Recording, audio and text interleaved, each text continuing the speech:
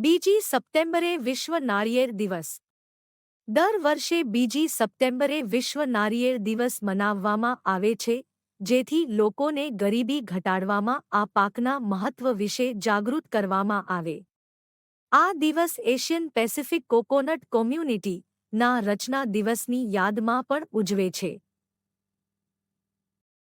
5 સપ્ટેમ્બરે શિક્ષક દિવસ ભારતમાં ઉજવવામાં આવે છે. દર વર્ષે 5 સપ્ટેમ્બરે ભારતના બીજા રાષ્ટ્રપતિ ડોક્ટર સર્વપલ્લી રાધાકૃષ્ણનની જન્મજયંતિ નિમિત્તે ઉજવવામાં આવે છે. આ દિવસે આપણે જવાબદાર વ્યક્તિઓ બનાવવા માટે શિક્ષકોના પ્રયાસોની પ્રશંસા અને સ્વીકાર કરીએ છીએ. 8 સપ્ટેમ્બરે આંતરરાષ્ટ્રીય સાક્ષરતા દિવસ. દર વર્ષે 8 સપ્ટેમ્બરે લોકોને સાક્ષરતાના મહત્વ વિશે જાગૃત કરવા માટે મનાવવામાં આવે છે. આંતરરાષ્ટ્રીય સાક્ષરતા દિવસ યુએનના સસ્ટેનેબલ ડેવલપમેન્ટલ ગોલ્સનો મુખ્ય ઘટક છે. 10 સપ્ટેમ્બર વિશ્વ આત્મહત્યા નિવારણ દિવસ. વિશ્વ આત્મહત્યા નિવારણ દિવસ દર વર્ષે 10 સપ્ટેમ્બરે આત્મહત્યાના કિસ્સાઓને રોકવા માટે જાગૃતિ લાવવા માટે મનાવવામાં આવે છે.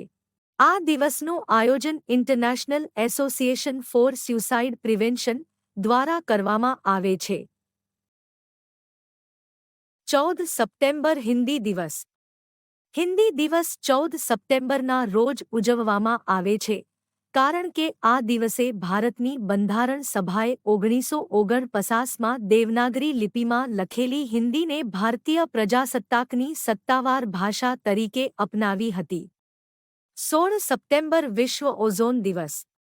વિશ્વ ઓઝોન દિવસ દર વર્ષે 16 સપ્ટેમ્બરે મનાવવામાં આવે છે. આ દિવસે 1987માં મોન્ટ્રિયલ પ્રોટોકોલ પર હસ્તાક્ષર કરવામાં આવ્યા હતા. 1994થી વિશ્વ ઓઝોન દિવસ ઉજવવામાં આવે છે, જેની સ્થાપના સંયુક્ત રાષ્ટ્ર મહાસભા દ્વારા કરવામાં આવી હતી.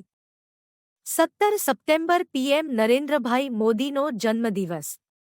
વડાપ્રધાન નરેન્દ્રભાઈ મોદીએ 17 સપ્ટેમ્બર 2024ના રોજ તેમનો 74મો જન્મદિવસ ઉજવી રહ્યા છે.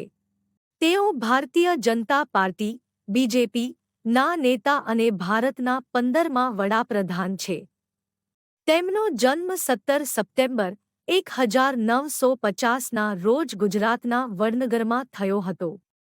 21 સપ્ટેમ્બર આંતરરાષ્ટ્રીય શાંતિ દિવસ. વિશ્વભરમાં 21 સપ્ટેમ્બરના રોજ આંતરરાષ્ટ્રીય શાંતિ દિવસ મનાવવામાં આવે છે. પ્રથમ વખત તે 2001માં જનરલ એસેમ્બલીએ ઠરાવ અપનાવ્યો હતો, જેણે 21 સપ્ટેમ્બરને અહિંસા અને યુદ્ધવિરામના આંતરરાષ્ટ્રીય શાંતિ દિવસ તરીકે સ્થાપિત કર્યો હતો. 27 સપ્ટેમ્બર વિશ્વ પ્રવાસન દિવસ.